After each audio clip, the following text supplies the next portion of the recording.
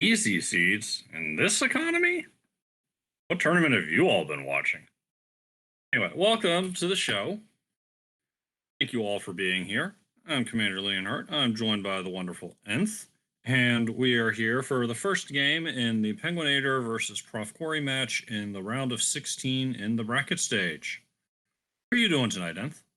I'm doing pretty good. I'm very, very excited for this race. I have not had a chance to be on comms with either of these runners aside from week one, which was also Prof. Corey's only loss in the entire tournament. So if he loses this one, I will just go ahead and take full blame for that right away. So pretty interested in seeing this, especially, we got a double boss hunt here. That's going to leave that ever-present specter of that required giant sort of lurking in the background. Yep, and we have a Rosa start in her blood red cape. For some people, favorite Rosa sprite. And definitely for a lot of people, just the favorite start character in general. Yeah, I gotta say, I do like a good Rosa start. It's better than some of the other options that you have going in here. I've seen enough. I think a lot of our runners have seen enough Porum Tella starts to last them a Hmm, lifetime throughout this tournament. goodness. So, yeah, any character that's going to actually, if you find the right items, do a good amount of damage, has good HP growth and like that, or even early on, will be a very, very good thing for them to have. Yeah, Rosa's very versatile. She's an excellent white mage and has good HP growth. And as you were saying, with the right gear, can also shift over to a physical damage dealing role. She's, for me, the glue I can build a party around anytime. Yeah, and I gotta also feel, in these flag sets where you're gonna have a harder time being able to buy things like Bacchus wines, like illusions, anything like that, having a white mage in your party is that much more valuable because once we get rolling, if you start building a really strong physical team, you've got another source of berserk there as well, even just to help steamroll you through the early game. And we're having some chatter in chat regarding the possible start character. There's some people cheering for a vanilla Kane and some other people cheering for Power Couple. I'm on Team Power Couple for this. I'm on team Rosa and Porum. You get that sort of like Oh big my sister, little goodness. sister dynamic going there. Get the good double white mage start. That'll be very interesting to see what you do because you get good gear for Rosa and you can't just equip it to Porum either. You gotta find two sets of good gear. Right. But instead, we get Tella and King Queen Eblin handing over a vanilla package, starting the vanilla early. I definitely approve of that. And that looked like, I want to say 23K on the gold drop as well. And since that's randomized between 20,000 and 80,000, that means this is about the worst start you can get on money. So that's going to be a really, really big factor because they're going to have to really be careful with how much they're spending this seed. Yeah. Savage. But as Dryzalizer is pointing out, Package is another free character. Tell is another character I do like to see at the beginning. The having access to exit and blink early on is fabulous, and eventually you make your AL Pobs and have a lot more spells.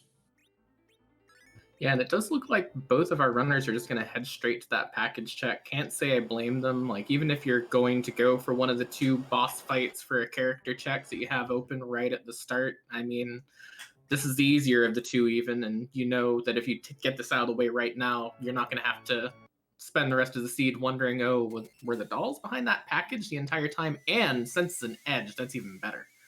Right, we're sold on the edge. We'll take an objective too. And both runners wisely checking Mist Cave before ducking in here. You're in the neighborhood. You've got 3 different bosses you'd like to see if you include D-Mist, which you should. So you definitely want to check the boss locations, and you're never really going to be closer than when you're checking on this package character. Yeah, and just, this edge start is really interesting because that is going to make this early game a lot easier as long as they can find just one good weapon for him. Because with that Neki flag on, as we've had all tournament, that edge is going to start with one sword and that's about it. So he is going to take a little bit to get going, but just the levels alone will help quite a bit as well. But they are going to be looking for one of those early ninja swords to kind of get him really rolling, to carry him through early. Definitely. Though if they fail to find it, it won't be the end of the world. Edge still has his speed, which makes him a very useful agility anchor in the overworld, and for certain encounters with multiple targets like dolls, dark imps, or early alt gauntlet, you would not be swinging those swords anyway. You'd be flame on. Yeah, and even just beyond that too, if you hit one of those bosses in a rude location early on, you hit the unfriendly early Valvalis, you now have not only aim off of Rosa, but you also have an Edge who can dart anything just you happen to find in a treasure chest. And with these flags, we've seen a lot more looting because people can't just buy equipment from shops. So there's going to be more for them to throw early on too, if they want to use that to just blast through a difficult boss early. Yeah, that's a very good point. We've seen a lot of shurikens hitting bosses in this flag set, which is normally a very foreign concept. Oh, hey. So it's not as exciting when Edge is the package character, because almost everyone's your opponent went for this, but still this is a thing. Yeah, and that's gonna play very interesting, I have to imagine, in our runners' minds too, because one of the things that I feel plays in a lot is when you still have that demist out there, it tends to really make people double think their possible choices, and this is sort of eliminating things that they have to hunt for early on that they might be worried that their opponent would find that they didn't. Because of that, it's going to make the seed a lot more sort of straightforward for both of them, and really will end up being probably a bit more of a true test of execution from here. Yeah, another good point. You do like to have it checked off, have the box checked off. Penguin8r getting blocked by Kypomus. It's tougher to slip past when you're coming in from the end, and already earning his keep. Yep, that is the true scariest NPC in the game, including the sprite that's Bronze Rose at the end. Ooh, Bedfu. Right? Kaipo kind of loaded with everything you ever wanted for characters. Yeah, wow. And even if they don't find a Sand Ruby, there's always a chance that Fusoya is one of the dupes in the seed as well. So you know that there is at least one Fu out there. There might be more too, even if you don't end up finding that Sand Ruby. We're about to find out about that demist, courtesy of Penguin8r. Okay. You don't hate Artemis arrows. Probably not what you had in mind, but you'll take it. That's going to help out quite a bit once they get rolling. I have to feel like before we have sources of Berserk and like that, you're going to be a bit careful not wanting to use those Artemis arrows and risk using them up early on. But once we get rolling into the seed quite a bit, you put those Artemis arrows with a good bow or even an okay bow on your Rosa, a lot of those bosses are going to be way easier than they could have been otherwise. So that's going to end up being a very good pickup for both runners once profcory goes back there. Definitely. Penguin8r, anguishing over the missed weapon shop, stares at the longsword for the big 11,000. Reflexively goes to the sell menu, realizes that won't help him, finally bites the bullet, and scoops up one longsword. And that's going to be interesting to me, because if profcory does not check that weapon shop, or checks it and decides, I don't really want to spend half of my starting funds on a single sword for my Edge, that could be a pretty big difference early on. And, I love seeing those little tiny decision points turn into bigger things. And there's no tiny decision that's going to make more impact than one right at the start like this. Definitely. Waterfall has a lunar staff and a ninja shirt. Penguin8r says that's enough for me. profcory gonna take everything.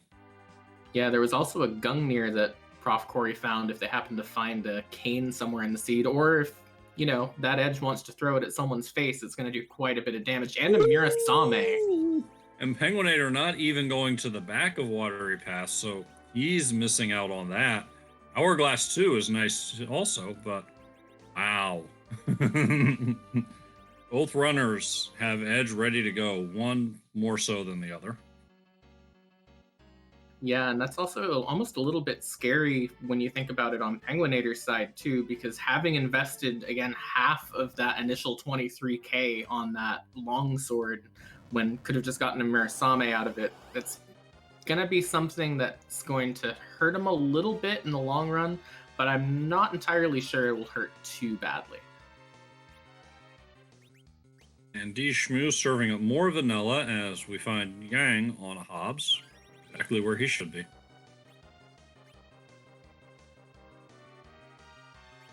Yeah, and Asura to get out of the way early on, it's weird for me because I always see Asura over at Fabul. She's moved one spot over to the left this time, and that Yang also kind of an interesting decision point here for me because I feel like I've seen a lot more characters using Yang. I know on profcory's side he has both that Thunderclaw and that Ice Claw if he wants to try and take that Yang in later into the game as well. Yeah, Edge sometimes turns runners away from taking Yang. I figure I can get all of the elemental fun and combine it with really good Hanzo steel. But when you have so little money to spend, the fact that Yang needs next to nothing in terms of equipment is a major bonus. Yeah, I think it'll just come down to preference on both sides and also what characters we find from here because, profcory again has that Gungnir that he found in Watery Pass. If he finds a Kane and then finds like a Cecil right afterwards, I gotta feel like, Yang has lost his place in this team for today. We'll just have to see how it goes. That black belt alone was probably worth the trip to the back of Watery Pass as far as I'm concerned. Or back of, excuse me. Yeah, definitely. I mean, the back of Hobbs is always a mixed bag. It's one of those things where if you have exit, you might as well go for it. But even then, I see a lot of people skip it. But a hook from that Odin fight at the bottom of Antlion is a potentially spicy thing to find here.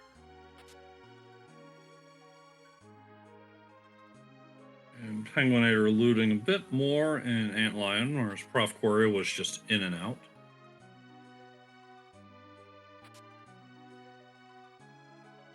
Yeah, and I think that's kind of turning out to be the difference here. profcory spent his looting time over in Watery Pass, going through basically the entire thing. penguin8r instead opting to just go through all of these Antlion chests while he's on his way to an objective, or, well, to a key item check, not an objective. But it's just two different styles here. profcory going for the somewhat better treasure chests that are in that location that's a bit incentivized because it doesn't have a check in it, versus penguin8r trying to combine his looting with his routing and how he's going through the seed. Yeah, and both of these runners know what they're about, otherwise they wouldn't have gotten this far. They're familiar with the pros and cons of, as you say, merging your looting with doing other things and not making too much in the way of a side trip versus getting loot in high value areas. And we're just going to see how it turned out in this seed, which one pays off.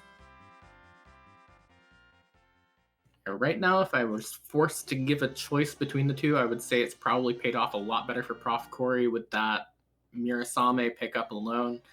But that might change later on down the line once we start getting into these checks that have better loot in them, because Antlion Cave just does not have very good distribution under these treasure flags.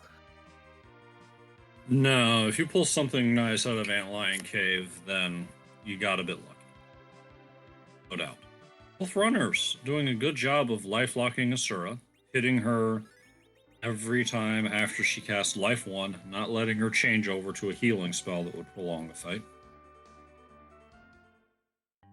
Yep, very good application of game mechanics there on both sides, but we are going to see our first real divergence here as it looks like penguin8r is going to head for Mount Ordeals and profcory looking like he's going to head for Fabul instead.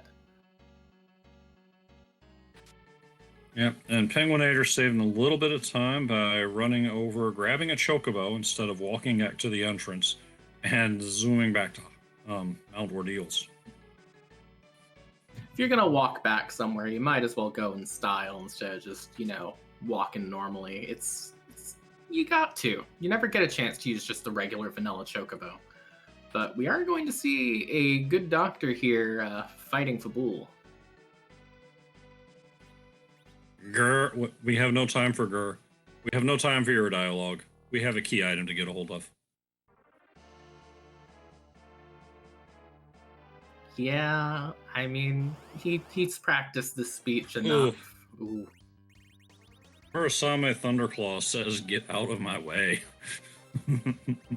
I don't think I've seen someone just swing for 2250 at the Fabul fight before on any of the flags through this tournament. Like maybe in the supermarket sweep flags over on the ladder, but not in this. But a twin heart for it too means that penguin8r doesn't go back for it. That's going to be huge. Yeah, if say a magma key is on Ordeals, I could see penguin8r going underground, planning to double or even single dip Fabul later. And if he spends a lot of time underground, say looking for a pan, that you don't want to end up putting off an objective. It'd be even worse if something at Twin Harp led to a second objective. I think it's going to depend too on if he, after doing Ordeals, decides to take the Baron infight as well. I think that Magma Key might actually be not the worst thing to find, because I think if he checks his freebies from there, he'll end up swinging back to Fabul sooner rather than later. But Golbez at the back of Mount Ordeals, no thanks. More cutscenes though. penguin8r trying to knock down Yang would really like his edge to survive this shadow attack, and if he could have gotten Yang on the ground, that would have improved his odds. Now, even though Golbez isn't allowed to gate the logical access to underground, we've already seen the hook, so this Golbez says nothing about the possibility of a magma key being here. Yeah, and it's kind of interesting to me that you would go for Mount Ordeals this early on, because I feel like I only see the sort of Fade Fabul go into Mount Ordeals play recently when you're trying to get a Cecil online as opposed to just a Tella online. But Edge and Young going to survive on penguin8r's side, and that should be good for getting through this fight. Yeah. Get a Star Veil up, just in case.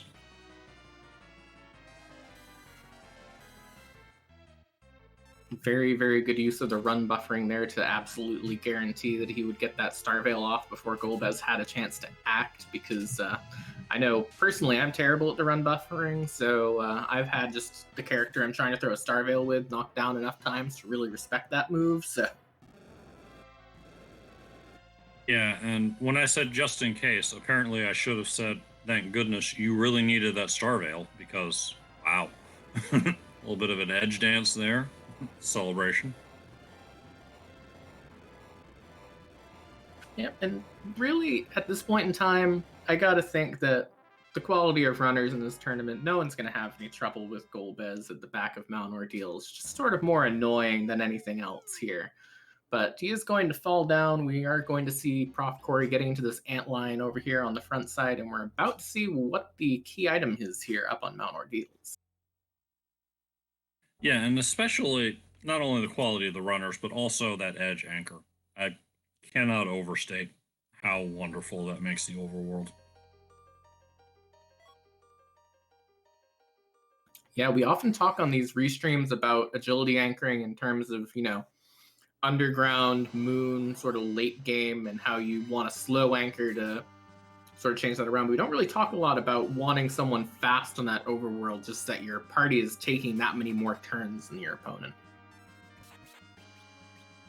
It looks like Kolkol sent his Excalibur to Mount Ordeals, which, if you ask me, is an appropriate place to store it. I mean, without a Cecil, you'd almost rather find an Excalibur here than a Crystal Sword with no guarantee a Cecil exists, because at least an Edge can throw the Excalibur. True. Mom goes boom. Penguin8r sitting right there on that flame, ready to put an end to this fight.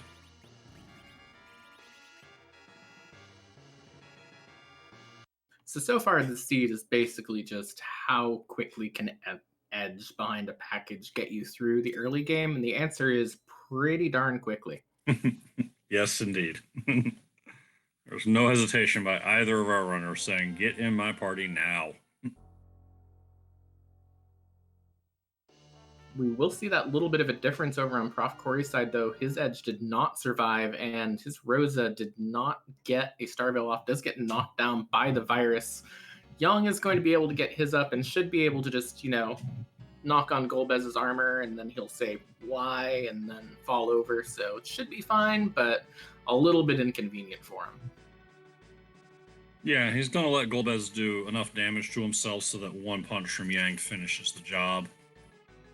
And there it is right there.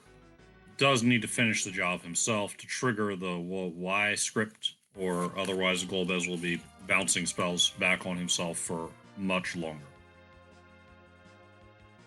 Yeah, that's really a good example of how knowledgeable our runners are at this point, because profcory, knowing the amount of HP required to get that Golbez to that point in this spot as well. And that's just, it's always impressive to me when we see this sort of knowledge from our runners. Yeah, and on top of that, knowing that the bounced virus would be enough to finish the job. He had that punch coming in as the virus was going before he saw the damage number. But hey, I think he's going to do Baron in. What do you think? I think he's going to do Baron in as well. And, Porum here, I guess I'm kind of getting my wish a little bit late on that. But objective here, definitely interesting. Especially with that Edge, you can just cast Flame and what dolls? Yeah, another multi-target boss in the overworld falls to Edge's ninjutsu.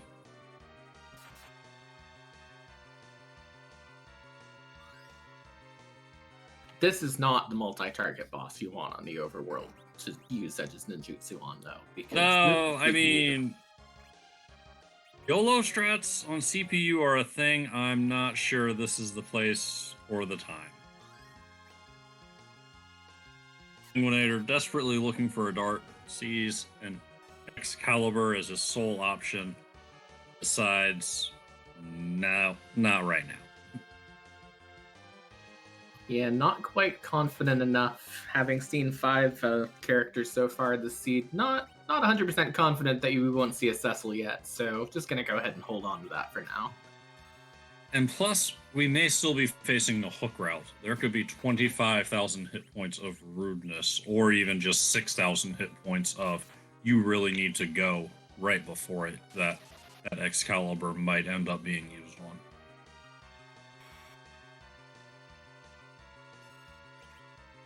Yeah, I mean, there's plenty of better places to use it. This fight is going to be slow, but it is pretty much free. That Mazer is only ever going to do 10% of your character's max health every time it goes off, and that's really all CPU is going to do anyways. So really, this is just a time waster more than it is a legitimate threat. Penguin8r going for a coin flip by bouncing a lit 3, but gets the attacker. Bold move, though. Like it.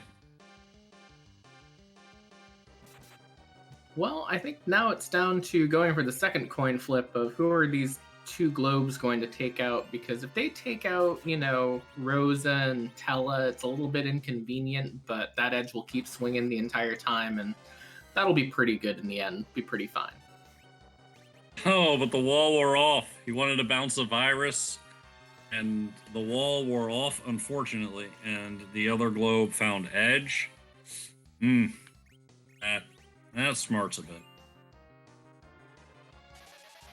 Yeah, I think what's important now is how long it's going to take him to just sort of recover this a little bit and, get that defender back down the moment that it comes back up, because you can start to backslide if you're not quick enough and getting rid of it. But still, it's not a threatening fight. It's just an annoying one here. Yep, and a quick Artemis arrow takes care of that. And hey, we're back to there's only CPU. Yep, and meanwhile, profcory deciding to fade Baron in for right now and head straight for Cave Magnas instead. So going to take a different of the two objectives he has available to him at this point in time.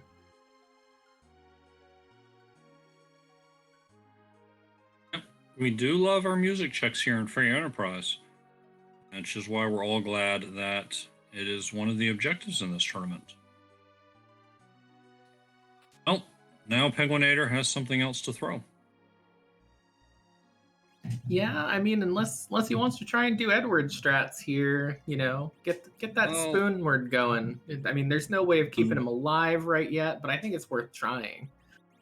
Unfortunately for the spoon word fans, of which I am one, the spoon flag has been turned off for the bracket stage of the Lali-Ho League.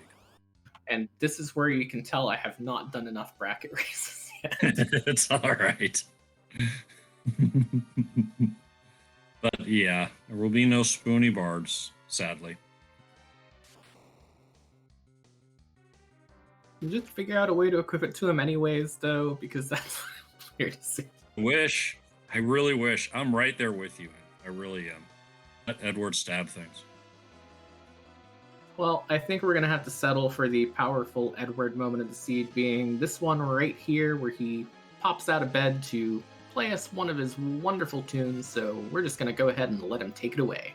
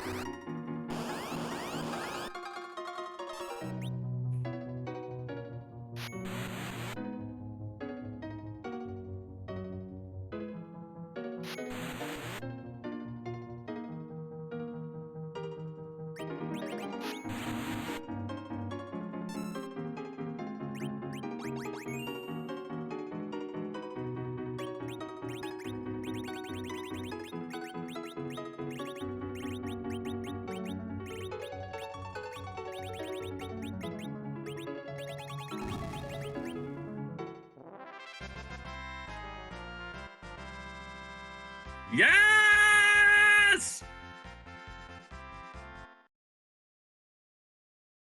Well, that noise means that was indeed a Final Fantasy VIII tier. That was wonderful. Also, I was not expecting that. That was great. But Darkness Crystals, speaking of unexpected surprises to find down here in Cave Magnas. Yeah, so get an objective and you can go to the moon. This could pull profcory away from Baron in that Kelbrenna. Wouldn't surprise me. I gotta think that if he gets pulled away from Baron, he'll probably end up going back to it sooner rather than later anyways. But True. No. Maybe go up to the moon, check that character, maybe peek cave value, see if there's a free boss there you can knock down quickly with that hourglass you found in the back of Watery Pass, and then be on his merry way.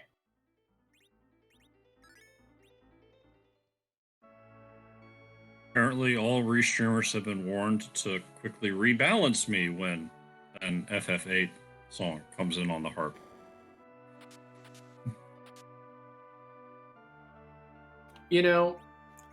That's a good time to give. I will not apologize for it here, because all of our restreams made of incredibly talented and wonderful people. So make sure you're giving your love as well to the behind-the-scenes team for today's stream of Dishmu on the restream and Plumeria Knight doing tracking, as well as give our runners some love as well.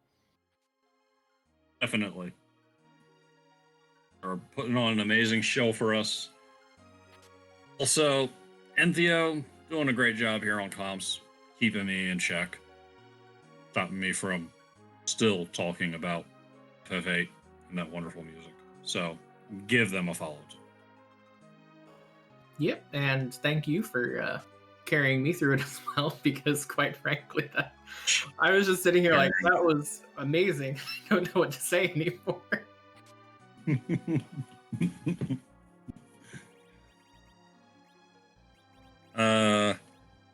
The Moosh, to quote a TV show I'm fond of, it's not fun when you're expecting it.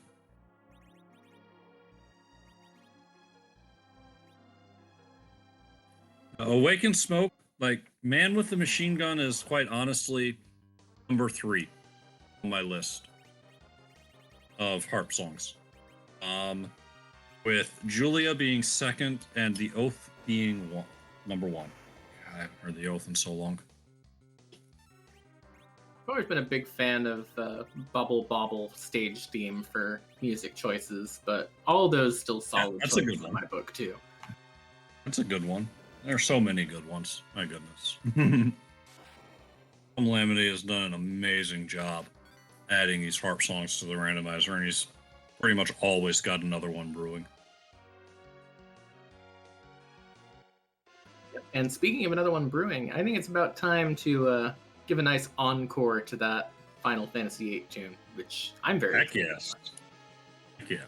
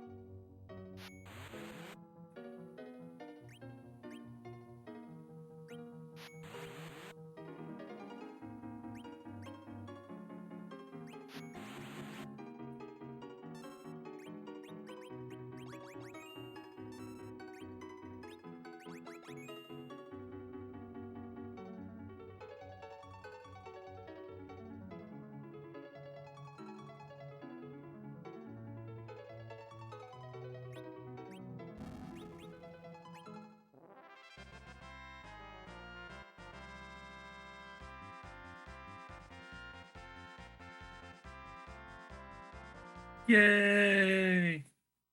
Yay! You know, actually, I do want to pick up on what Awaken Smoke just said in chat. That music was very fitting for the lunar whale rising from the ocean, and I'm glad that we got to see that sort of combo there. But one thing I want to point out real quick is now at this point in time, our runners have done all of the same checks in the end. But profcory has just ended up ahead, and it's not really so much because of any sort of difference in, execution or anything like that, but it's just the routing has worked out better for profcory on this specific seed. They've both made really good decisions at this point, but so far it's turning out a bit better for him. But how about a Moon Dragoon? I mean, he's so vain, he probably thinks this seed is about him.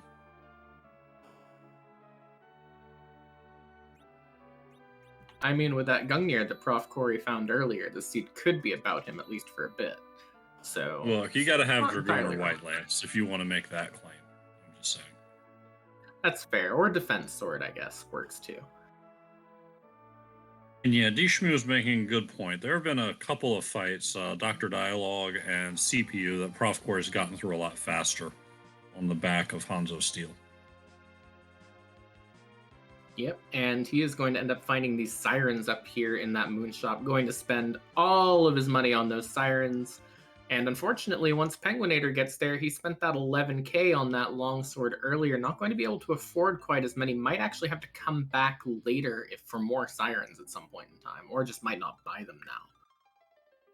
Yeah, because even though our runners only started with 23,000 and they can't get money in chests or by selling loot, they do at least still get money for completing fights with monsters. So, not like they're broke for the rest of the seed.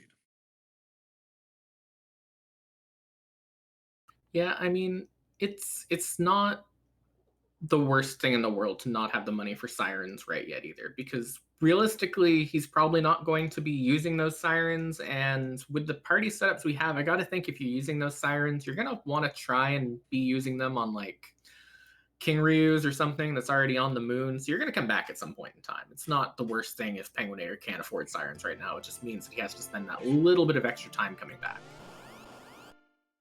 Yeah, completely agree.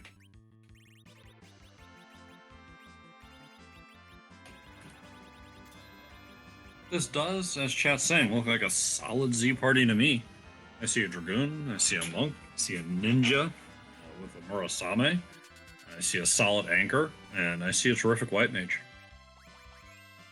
Yep, and I also see that ability to use those 2 sirens from the starter kit. I believe there are 2 sirens in the starter kit. Might have read that. But those 2 hourglasses as well that profcory has to take down some King Ryus while checking this Bahamut cave. And yes, that should be 2 from the starter kit. I believe it's going to always be either 1 or 2, but it definitely was 2 this time.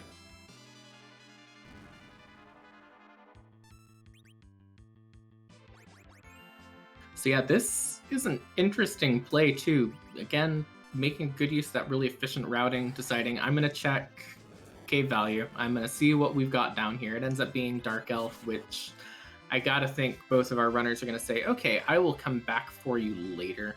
Or maybe even with this grind that profcory is doing right now, might try and take it down a little bit earlier than that. But can just do those King Ryu fights while he's down here, take those out, and get this huge chunk of early experience to carry him through the rest of the seed. Yeah, having the extra power has been what's done it for profcory as far as the lead he's managed to develop. So, continuing to push that. You talked about little decisions adding up to more. You were talking about the longsword at the time, but the Murasame's proven to do that instead. And this could be an example of it just continuing to add up value.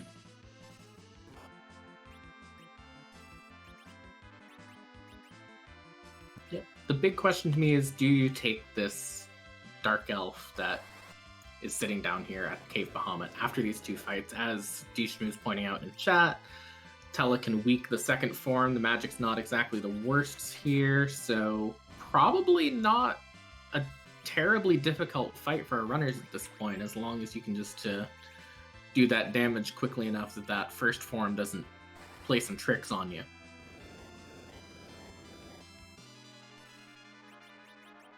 Yeah. The second form will be super punchy. Spot may have terrible magic, but it has some brutal physical attack. And the fiery breath that it likes to use, dragon breath, afterwards, is HP based. So you hope to get that weekend quickly, and it could be bad if, say, Dark Elf decides to board AI the Tella out before the week hits.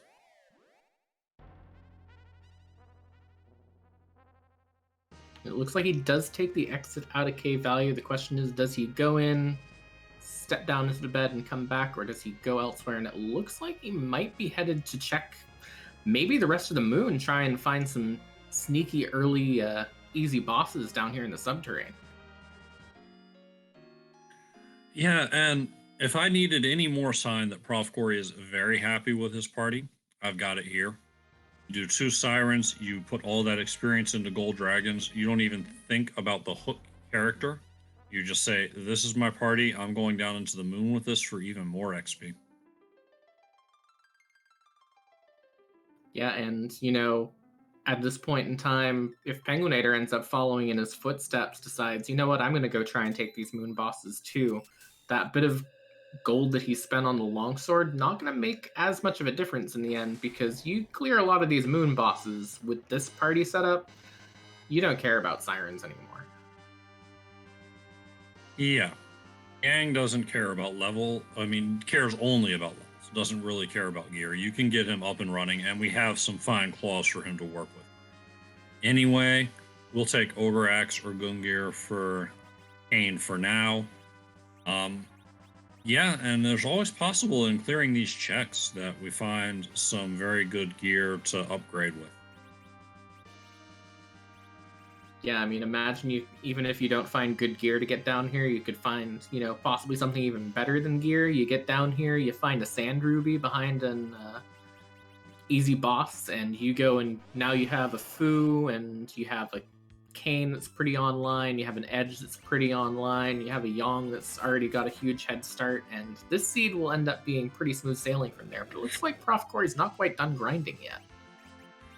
No, he got a hold of a mute knife. I'm not sure where that happened, but he's got one, and so he wants to go after warlocks. But if he doesn't have a mute bell or an hourglass, this could bruise a bit. Ah, thank you, Dissatisfied. Well, I will say, if Edge is just going to one-shot the Warlocks, this might not actually hurt all that bad in the end. Yeah, but Edge did not get a one-shot the first time. He came up a little short.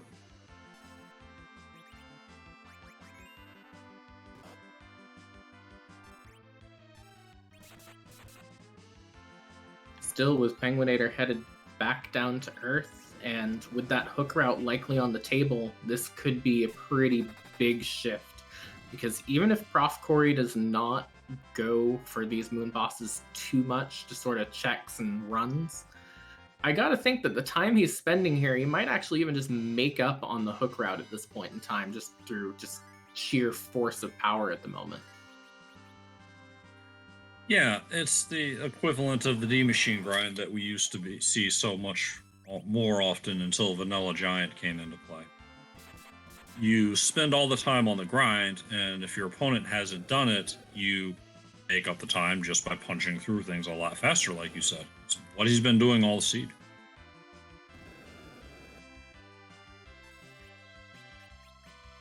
Speaking of bosses that you wouldn't want to see on the moon for profcory's possible moon play, there's a Valvalis sitting there in the watery pass, so that's one of the potentially worrisome moon bosses off the table. And I gotta think, with some of the things that are still out there, those Dark Imps we know are somewhere in the seed, this feels like a pretty good play. Yep, and this is our real divergence, a moon dive versus a hook route. If you're a fan of these races, you've seen this sort of thing before. Yep, and it always ends up being exciting too, because you never know which one's going to turn out. It's not a guarantee that this moon play will pay off. There's still plenty of a chance for a completely haunted moon, even if every boss is free. But penguin8r finding hourglasses and mute bells here in that Eblon shop, so he's going to be able to do his grind a little bit safer than profcory's doing right now if he goes back up to the moon at some point in time. And with having those hourglasses, which profcory doesn't have yet, if he goes up to the moon, he's going to have an easier time dealing with some of those bosses, whereas profcory might have to leave some of them up there because Dark Imp's in a bad spot if you don't have a way of shutting them down right away. They can kind of punch you out of the fight before you even know what happened. Yeah, you put them in a punchy spot, and the rudeness is that since there's 3 of them, they get to stab 3 separate times, and it's just angry.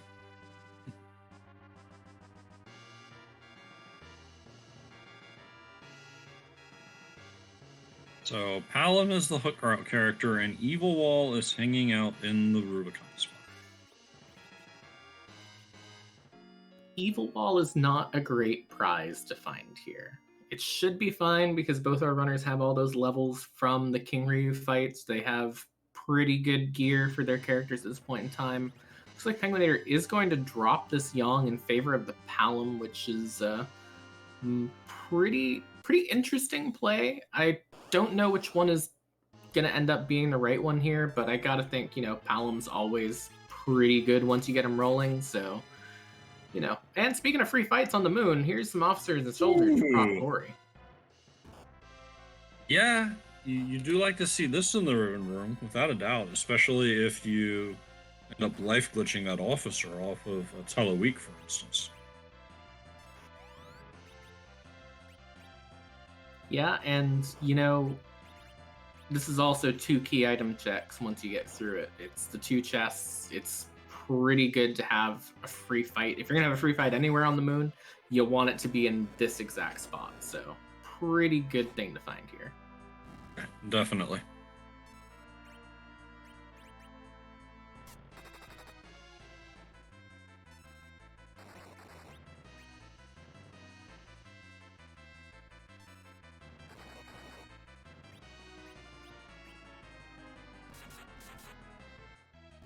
So with that officer down in the back of that fight, it does mean that these soldiers, if they do anything, are just basically going to punch themselves. This is now completely free. And speaking of bosses that end up being pretty free, there's a Mylon Z over on the other side, and I gotta think that's not particularly terrifying to anyone right now. No, Mylon Z is weak to so many things. He's weak to spears, he's weak to arrows, he's weak to fire, he's weak to holy. It's kind of ridiculous. Yeah, you even see penguin8r putting that boomerang on his edge to take advantage of that sort of weakness, because as we all know, as you can tell by his sprite, Mylon Z is a flying enemy, so going to take that extra damage from it. Well, and profcory is seeing rewards for his early moon dive. He has found adamant, half of forging the legend sword.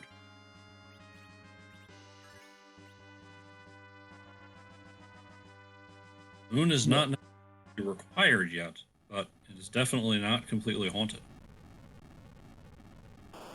Yeah, and that's a potential big advantage for profcory. It's not a guaranteed advantage until we know where that legend sword is, because that legend sword could be hidden way at the end of like the chain that starts at Luca key to Tower key to Baron key to Earth crystal, and then you finally get your legend sword. But it is a potential advantage. And speaking of advantages, how about finding a vanilla plague, which is another pretty non-threatening boss? Yeah, yep. You've got a boomerang, you've got a stabby, because it's much more obvious here that you're dealing with a floating sprite. It would not have surprised me if Plague was somehow technically not a flying enemy. There is an enemy that does this little bobbing motion with a shadow that isn't a flying enemy, so it's not completely out of line. It's just not Plague. It's Tricker.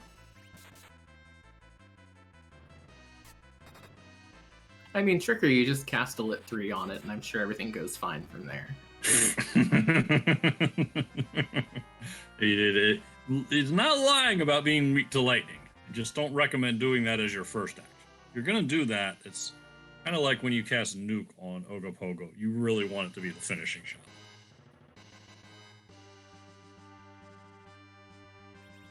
Does end up getting a Protect Ring from that White Spear Altar, which is not the worst prize in the world, but it's not something that's going to get him progress, and he's got to kind of start getting progress out of this, I feel, for this moon dive to be really, really, really good. The Adamant is nice, but, I got to think that penguin8r is going to go for the moon eventually, and the big advantage will be if profcory is, incentivized to go in a different direction than penguin8r once he gets back down to Earth. All right, and in chat, we're being asked how the Doom didn't kill on the Plague fight, and the rough explanation is that a Berserker jumps into the battle queue, the ATB queue, with no respect for whatever actions are happening. And if you have enough Berserkers doing that, the game can't actually process, oh, hey, you're at 0. You should be falling down now. Yeah, berserkers are like when you're at the grocery store, you're going to check out, and there's someone else going for that free checkout line that you're going for, and they just run their cart straight into that line before you can get in there. That is what berserkers do in this game. Oh, I hate those customers. I can help someone over here.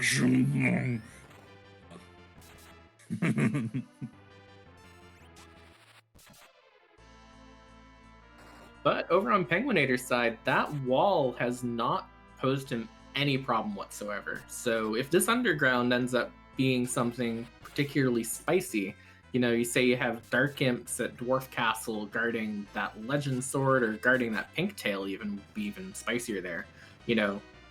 That could be a pretty big changer. So it is going to really just come down to what is on the underground, what is on the moon right now. And we're kind of running out of moon. Would you settle for dark imps at top of tower? Asking for a friend. I would 100% settle for dark imps at top of tower. Dark imps at top of tower, and then it matters, what is it gating? Because, dark imps top of tower with pink tail is Penguin8r in go mode right away.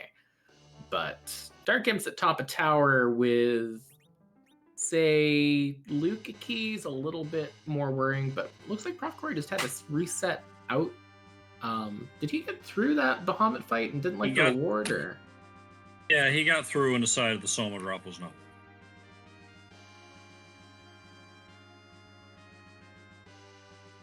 Thank you very much. I was looking over to the other side and see the screen suddenly go black. I'm like, oh, what did I miss over here?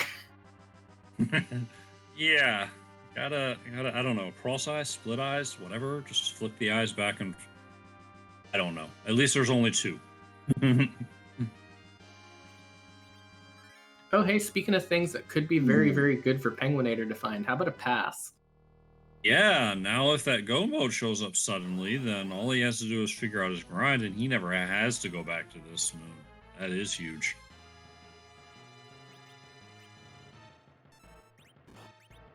Kainazo can be pretty rude on the moon, but at least this is a pretty low HP spot for a moon spot. Now, the punchiness is its own issue. I mean, if you're going to find a Kainatsu, I think probably this is out of every moon spot where you want to find a Kainatsu, but thinking of things you might or might not want to find, there's a blue robe down here. Delectable tea or deadly poison? Oh, it was the poison!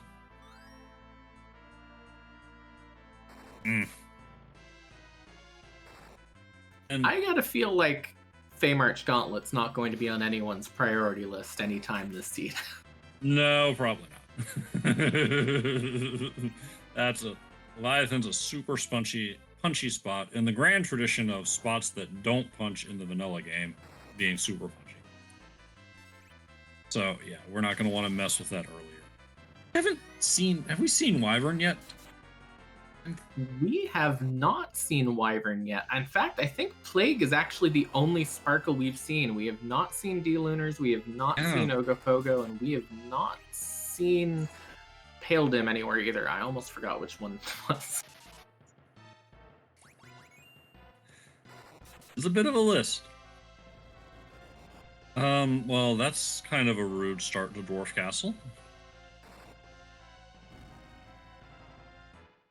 At least it's a rude start that you have a pretty good, just power advantage on at this point in time.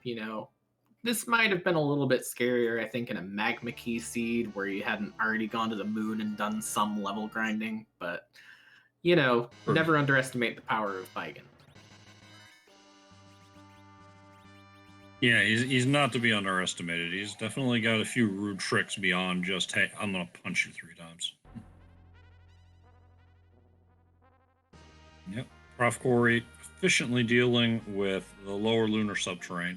At least he got an adamant for his trouble.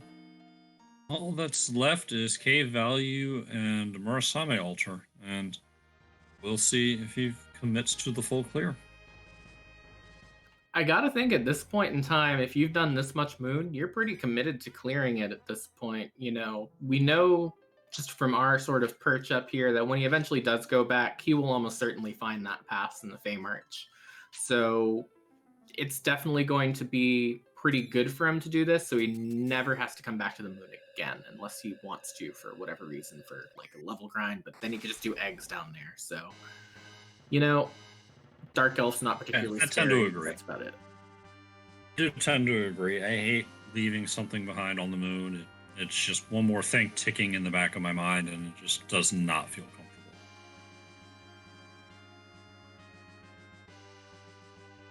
We have the other guards as Dwarf Castle 2. That's fine. And another source of ninja. Yeah, and I think that's our first dupe of the seed, actually, because we have seen basically every character the seed has to offer except for the duplicates. Well, we just found our second Lunar Sparkle.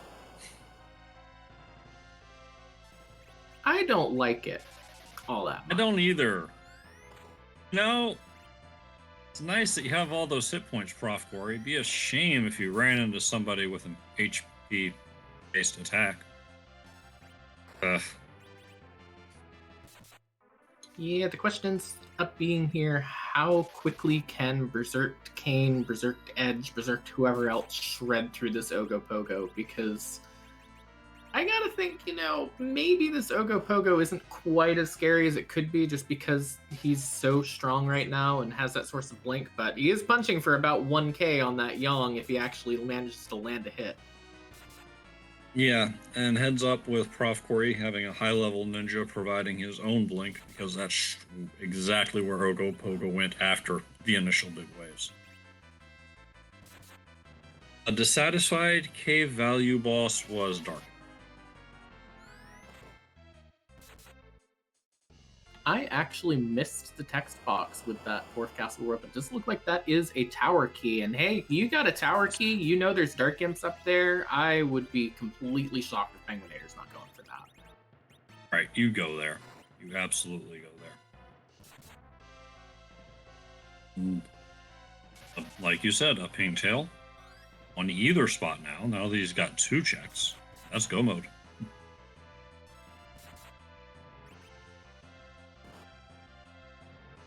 Do you ever think the tension in this seed would come from lower Babel and not so much from the moon? Because I did not expect that coming in. I mean, if you asked me to guess where the tension was coming from the seed, I'm gonna, throw a dart at a dartboard and see where it sticks and go, hey, I'm going with it.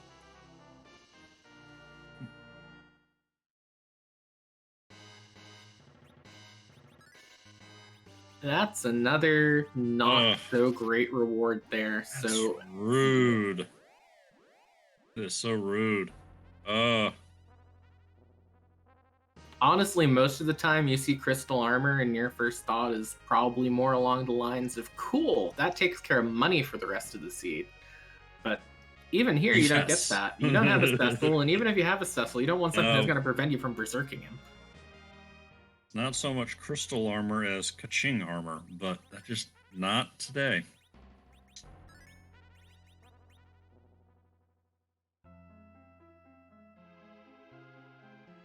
penguin8r going to get objective 5 lit up off of these Dark Imps.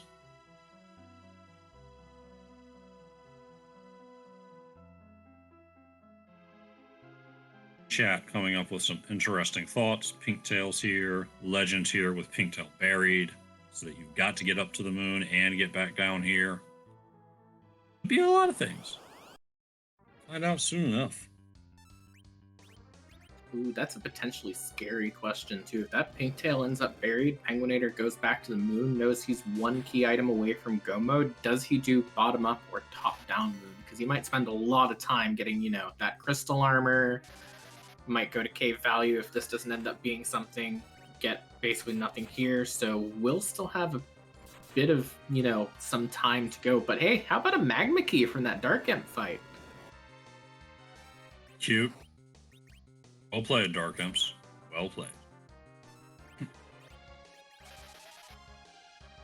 1 item closer to 10, suppose. penguin8r still hasn't ground up to Z levels, so he might appreciate that double XP, especially if he does end up making that moonwalk that you were talking about. And he still has Sheila 1, 2. So at this point in time, he's got like 2 more key item objectives down here, or key item checks down here, and that'll be a pretty good way through to that 10 for him. Whereas profcory looking kind of sparse just because this moon has not paid off so much. Yeah, and you don't mind seeing Magisters here, especially with a quick flame to take them down. There's still some nasty spots that they could be hanging out at. Bottom of Luca Cave comes to mind.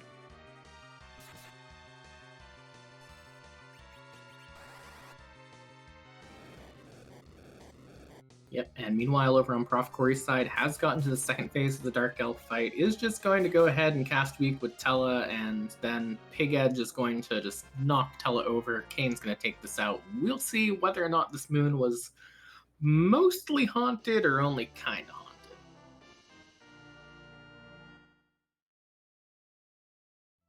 Or hard required. Or hard required. We have a pink tail and an adamant on the moon. This is huge for profcory. Penguin8r doesn't know it, but he's got to get to the moon. He's got to get to the moon, and even scarier, we know that Magma Key is sitting at the top of tower. There's no way profcory is going to find it. He will go down that hook route. As long as he checks the boss at top of tower, we'll see that's the Dark Imps. And at that point in time, he's going to know, okay, I just need to go right straight back up this tower, and I can go straight onward from there. Yeah, and when Penguin8r does get to the moon, it's going to, unless he finds the Legend Sword first, it's going to come down to whether he goes straight to cave value or whether he dies.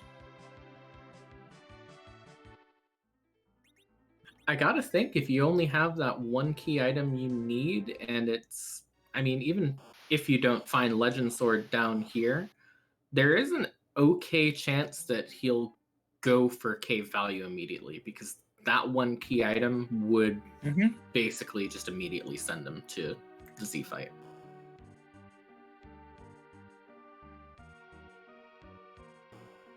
Yeah, not even stopping for the pass. As chat's pointing out, we only need 4 out of 5 objectives in the tournament to get the crystal to go. And profcory is pro enough runner that I do not expect him to miss checking that boss. He'll realize that's objective 4. Let's make this happen. Yeah, and at this point in time, it's just that ticking clock for Penguin8r's side. He doesn't know it. You know, he's made excellent decisions with the information he's had available to him. They just have not yet been the right decisions for the seed, unfortunately. And depending on what the Sheila check ends up being, you know, how he decides to tackle that moon is going to decide this race. Yeah, we're up in the booth. We're in no mode. So we're just trying to anticipate the runner's actions based on that. Hey, it's a vanilla pan. That's going to keep Penguin8r a little busier. That is a very scary pan. That's like the time you do not want to see pan is when we know that that's going to probably send him back underground to just finish those 2 checks real quickly. And right now, the only thing that they can pay off is the Legend Sword. Yeah, whereas Penguin8r is probably happy to see it from where he's sitting. It's his 8th key item. He's got 2 more free checks.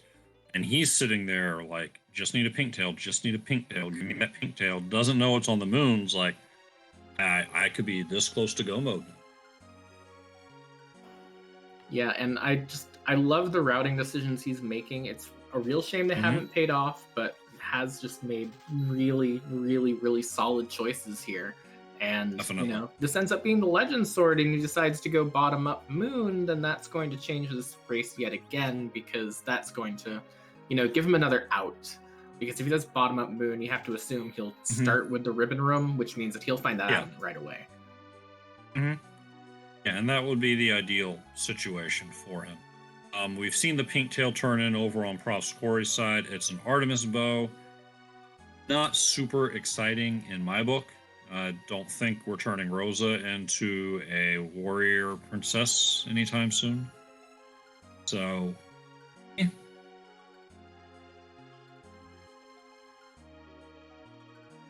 Oh, and D Shmoo correcting me, saying, you know what? Heroine Robe says otherwise.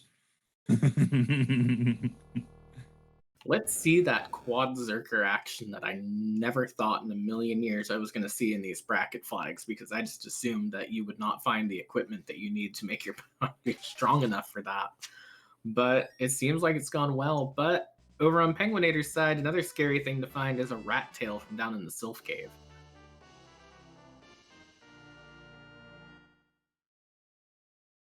Hey, Denari, what's a warrior princess's favorite game? Xenogears.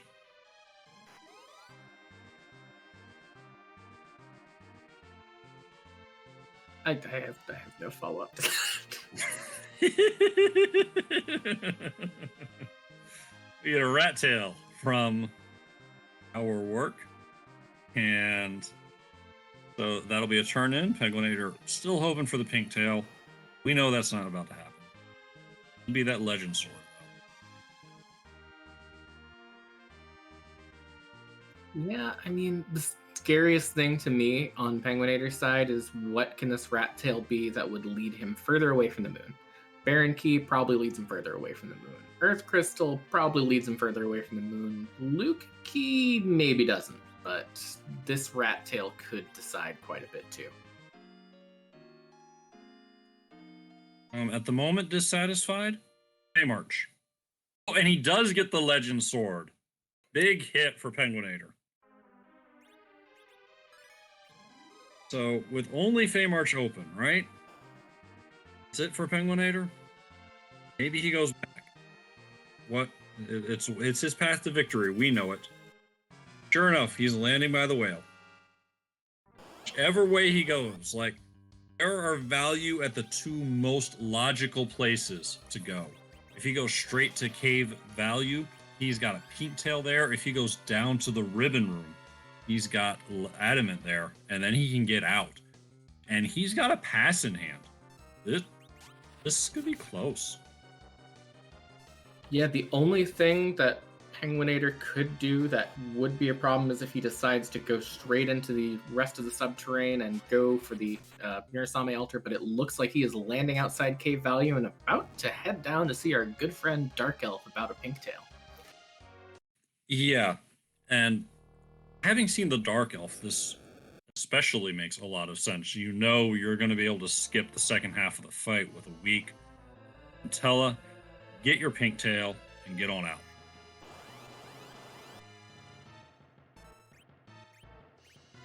You know, for a couple minutes there, once that pink tail dropped, I was like, okay, this race looks like it might end up just being a wash just on that decision, but this is now looking like an extremely close race, because that pass, profcory still has to get down the rest of the hook route, climb the tower, take care of the Dark Imps, climb back down, and then head back up to the moon, because I have to think that if he sees Dark Imps at the top of this tower, he is not going to go dive down Feymarch to look for a pass. So this is still anyone's race. No, you don't do that at all. The odds are just too much against it being the pass. You pretty much would have to know it was the pass. Like, even a coin flip, I think you're questioning whether you make that move or not.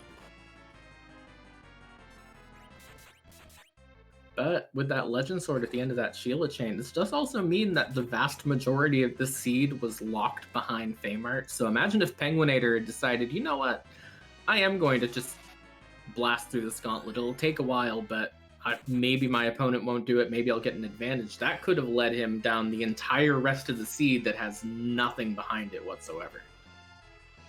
Yeah, that would have been really unfortunate.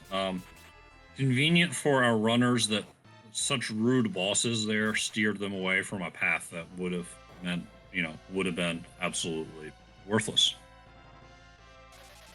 In Phineas, we've seen Demist. Demist was actually at package. Yep, and then both our runners ended up seeing it because they started with the package, so they're like, okay, I'm going to go get me their free, what turned out to be Edge, which then sort of led the seed around from there. So, a good hunt to have out of the way. But here we are, profcory through that evil wall fight, Penguin8r starting this Dark Elf fight. Yeah, this is the start of the foot race. Yeah, and feel like a slight edge to Prof Corey, but it's going to be close. Mainly because penguin8r's still got to figure out a grind.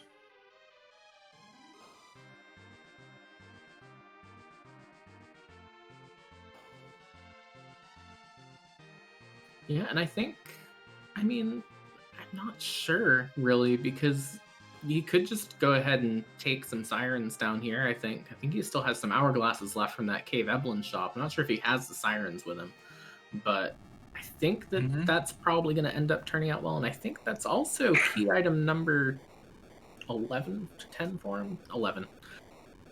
Yeah, he's got the 10 he needs. Double it up.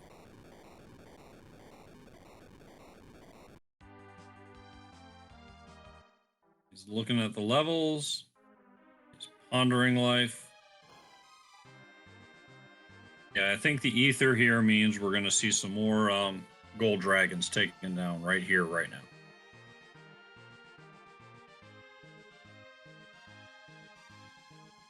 Definitely, and at this point in time, it's just going to be a matter for penguin8r. He already has the hovercraft parked outside of Adamant Cave due to that rat tail earlier, which, I guess that ended up helping him quite a bit in some regards, will prevent the hunt down the hovercraft portion.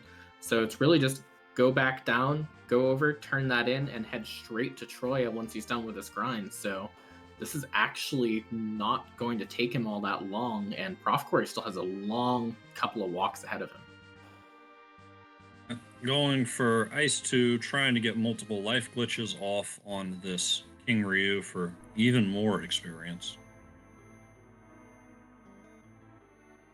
Just gets one, though, which is fine.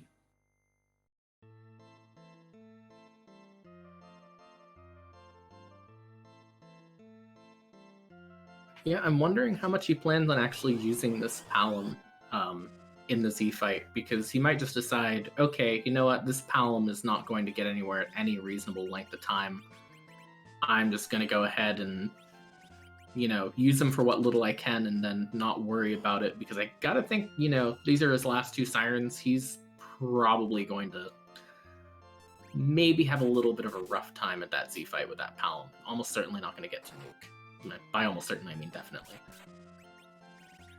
Yeah, it'd be a lot of work to get there. Silent, the orbs signify the 5 objectives center of the screen. The ones that are lit up are the ones that have been completed by the runners. Runners need 4 out of 5 objectives to get the crystal to be able to take on the final fight.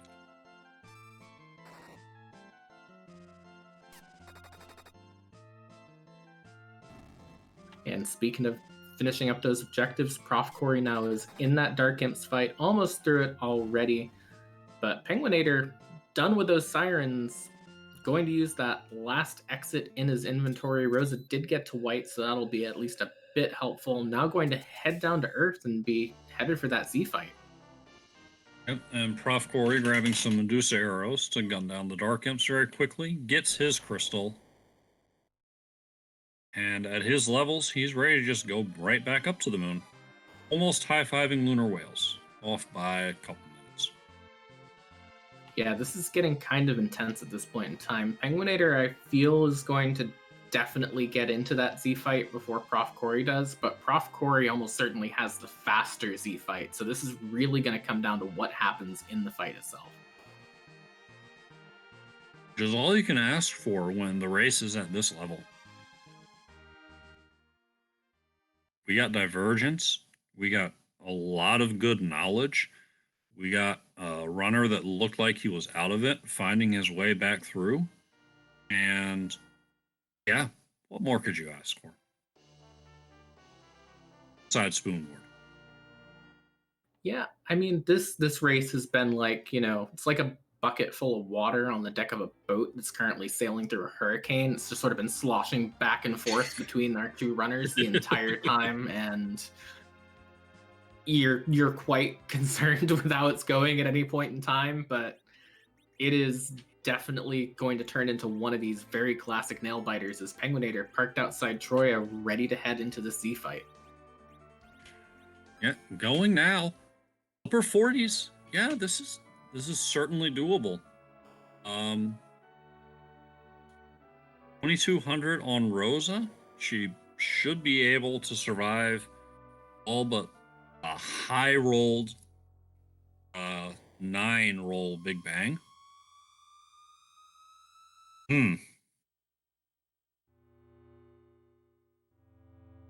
Well, I am seeing those Z flags in chat, but I'm not sure we have time to talk about it too much here. But I think it's we do. probably time to explain this here. Yeah. So we don't just have Zeromus transform into Zeromus when we use the crystal. That would be boring. This is a randomizer. So at the moment, we're up to, I believe, 528 different sprites, most of which have been put in by our wonderful art Scala Kitty, and we get a different one every seed. We never know which one's going to be, which leads to a traditional question, doesn't it, Nth? It sure does. And do you want to ask it, or do you want me to here? I'm fine with asking it. Question being, whose butt are we gonna kick tonight? And the tournament secondary question, is butt cute? Yes. Is butt cute? Is butt scary?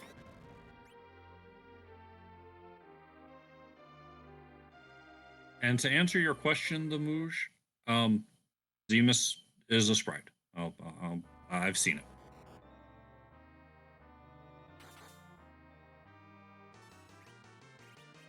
If you think it should be a sprite, it probably is. Okay. I don't remember this one. Definitely not cute, though. It looks like a little bit like a sweet potato out for revenge. I can see that.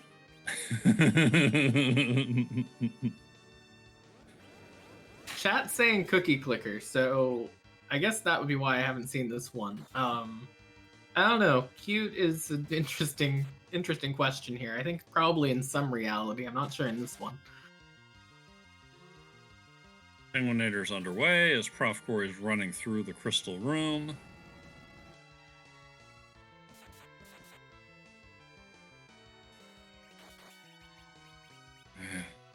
It's going to be close, but I agree with what you and Chad have been saying. This Penguin8r did get in here early enough that right now it's his to lose. Yeah, but profcory does have the levels to have a little bit safer of a fight, I think, at this point in time. So, you know, you never know. I've seen a lot of fights this tournament where you think that someone's going to sail right through, and then suddenly Z just decides he's going to have a bad day, so you're going to have one too. So, you know, anything could happen from here. Yeah, that's definitely true. You can never take Zeromus for granted. The moment you do, he will make you pay for it. And the main thing is the durability of Rosa and Kane here. Kane literally cannot drop to a Big Bang, even if he completely fails all of his defense, if he's at full health. And Rosa would have to really do bad at magic defense to fall, and she's pretty darn good at magic defense. But yeah, triple factorial making a good point. The combo platter will ruin just about anyone's day. If you take a Big Bang and then before you get a chance to even do any healing, you go straight into Medio, that's ruined many a otherwise beautiful Z fight.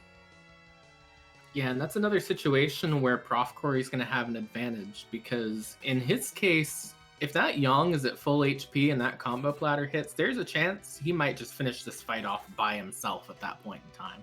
Because it's going to take a few Medios hitting him for him to fall over.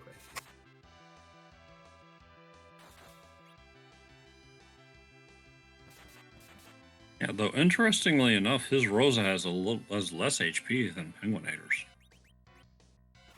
But, you know, as you pointed out, the hit points on Yang are a good safety valve.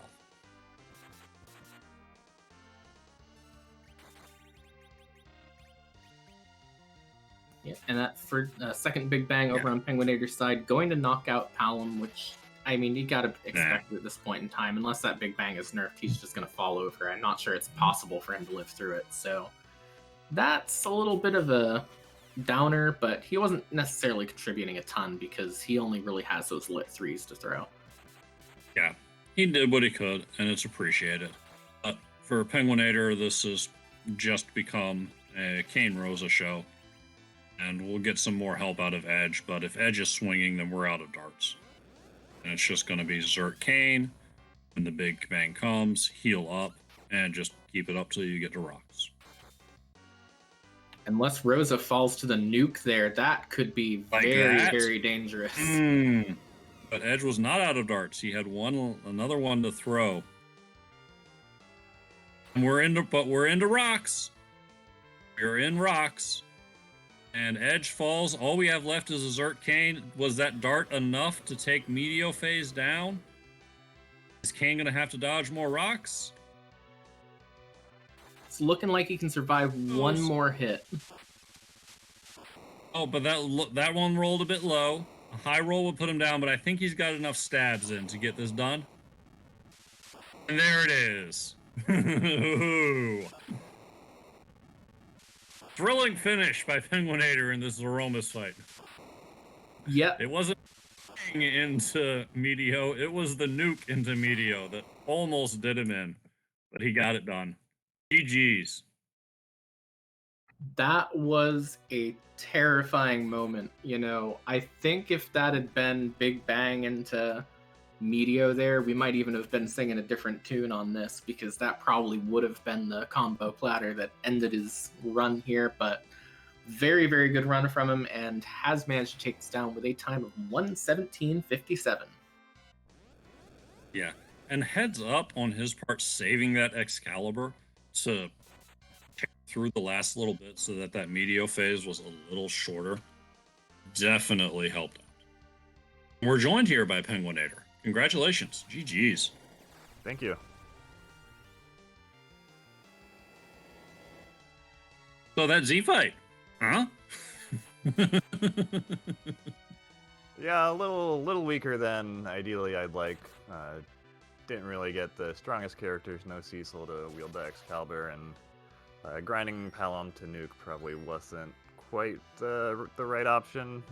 Maybe if I had already picked up more Sirens, but going back and buying more probably wasn't worth it. And so yeah, just two Berserkers like that, usually enough. Rosa's there to back up with the cures. I think I mismanaged the healing a little bit coming off of the second Big Bang. So it was a little bit closer than it probably should have been at the end. Now, a big question from me, because this was a huge moment in the race that ended up happening. You had that Darkness Crystal after the Twin Heart. You elected to just go up to the moon, do those quick couple of checks, and then head back down and do the hook route. What was your decision-making process that led you down that hook route at that point in time? Well, I guess mainly I don't feel like I had any efficient option for taking on the moon. Although, seeing how close this was and knowing what profcory did, might have to reconsider that, because he got through the moon pretty quickly to keep things very close throughout this race. But overall, I felt like I didn't really have the equipment or the party members to make clearing the moon efficient. I didn't really want to do a grind before getting to 10 key items. So I figured the hook route was probably the way I wanted to go. Knowing I had the edge already kind of made me confident that it wouldn't be too rough of a hook route no matter what the boss was, and especially with the opportunity to do a quick grind on the moon first.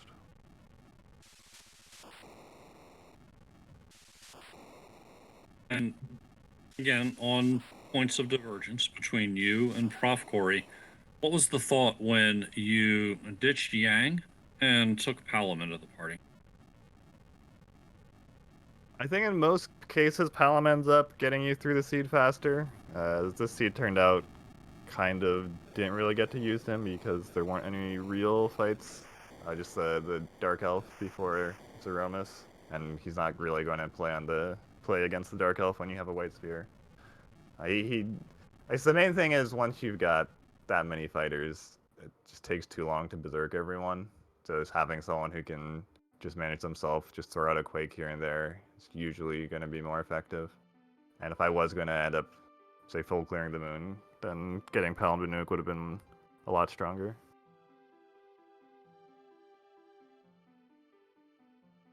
Fair enough.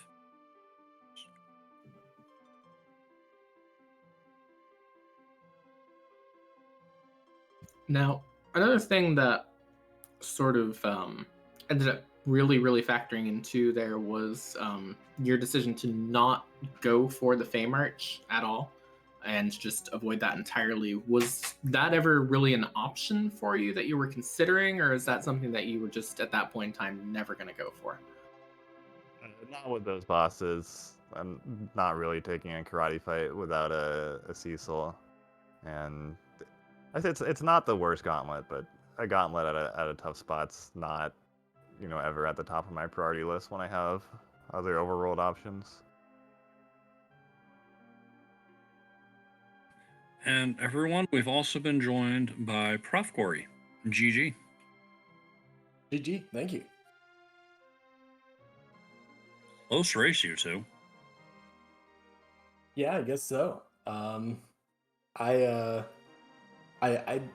my favorite races this tournament, and this is really a credit to what a good flag set we have, the rules we have for this tournament. I always enjoy the races where runners can find very different paths to victory, and I think this is one of them. I think it was totally possible for somebody to do what penguin8r did. Obviously, he won. But then I think also if somebody did Moon like me, maybe did it just a little bit better, maybe just got a little bit luckier in terms of like where the pass was, then that was totally viable too. So we had wildly different things that we did this seed, and it came down to just a couple minutes, and I think that's awesome. 100% agree. It makes things very exciting for us watching as well. This had so much of what you really want to see in one of these races. You both showed off a lot of good knowledge. You took very different routes, and one of you looked like you were charging along, and the other swooped in and grabbed some things, and suddenly we didn't know what to guess.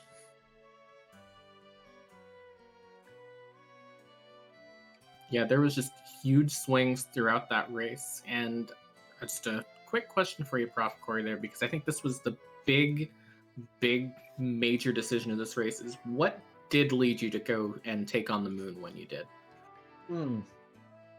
I always knew that I was going to go to the moon and do at least the one siren that we were given at the start. And then when I found more sirens and I had 2 hourglasses that I happened to pick up, I was like, okay, if I can do 2 gold dragons, then I'm going to be pretty strong. That's going to get Rosa probably to Cure 4 or close to it. I ended up having to do a couple warlocks, as you guys saw, to get her all the way there. And I was like, well, if I'm already here, I also won't lie, I got inspired a little bit reviewing some of the other races, specifically Dia and Postmorpheus from earlier this week, where there were some early moon plays. And after watching that literally today, I was like, you know what? Sure, let's give this a go. And I don't think I regret my choice. I think I definitely could have been cleaner with certain things. Like I was annoyed at myself for missing a chance to life glitch the captain in the guards fight in the ribbon room. I forgot that I'd queued up Kane's jump on that back one, so then I couldn't throw a life at it anymore. So there were things like that I could have done better, but overall I'm pretty happy with how quick I got through it.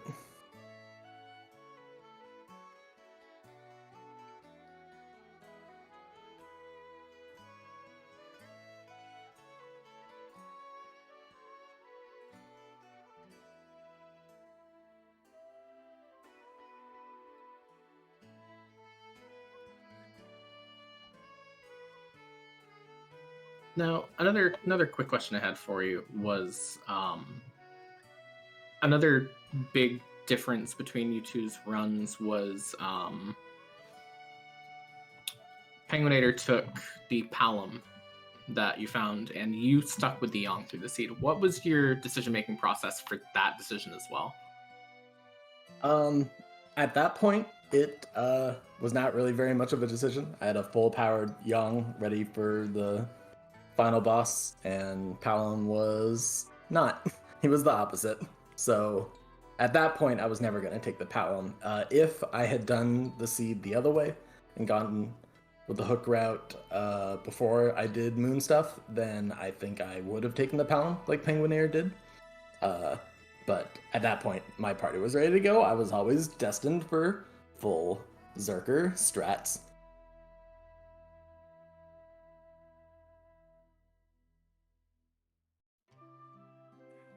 Makes sense to me. I don't know. So, when's the second match? Do you have that scheduled? Same time tomorrow night, 10 p.m. I'm looking forward to it. It'll be another close one, I hope. penguin8r is the guy that I've played in these tournaments more than anybody. I've played him now in every single tournament I've been in, so it's fun to get a full best of 3 against him, and we'll see if I can even up the overall record. He's now 2-1 against me all time, so I will go back, review the seed, see what I could have cleaned up, because I really do believe that if I clean some stuff up, I could have won despite the pass helping him get to Zeramus faster than me, where I had to do the moonwalk again. I bet you there's some things that I could have done to finish a couple minutes faster, but yep, that'll be what the review's for, and we'll see if we get a different kind of test tomorrow. Maybe we'll get a longer, more annoying seed or something. Maybe. And honestly, you'd be hard pressed, even at the level you all are running, I think, to find a race you've done that you couldn't find 2.5 minutes somewhere, because it's just it's hard to be that laser perfect. Do you have any last thoughts, or Nth? Do you have any last questions? No, that was about it for me. Just both of our runners tonight ran extremely good races, and they ran very different races, and it just ended up being, which of these two races is faster, and, tomorrow they do the same thing, completely different result, and very excited to see it. Thanks very much, folks. It was great. I'll see y'all, as Plumeria says, same time, same place. Catch you then. Have a good night. You too.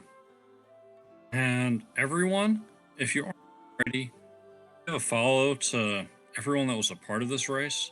penguin8r and profcory have shown you that you go check them out. You're going to see some amazing FE played. D-Shmoo doing a great job with handling the restream. Plumeria Light making everything light up. And Nth did a great job on comms too. Check them out.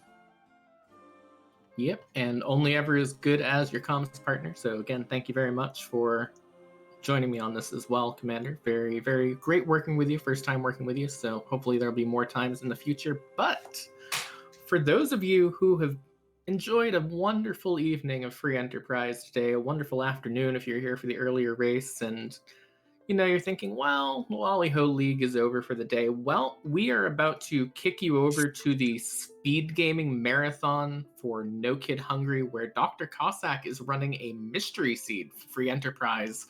So remember to follow over there. Make sure you give your support for that, because for a very good cause, and mystery seeds are always exciting. So hopefully we'll see you all over there too. Yeah. If you don't know what a mystery seed's all about, definitely stick around. It's good times. It's a lot of fun.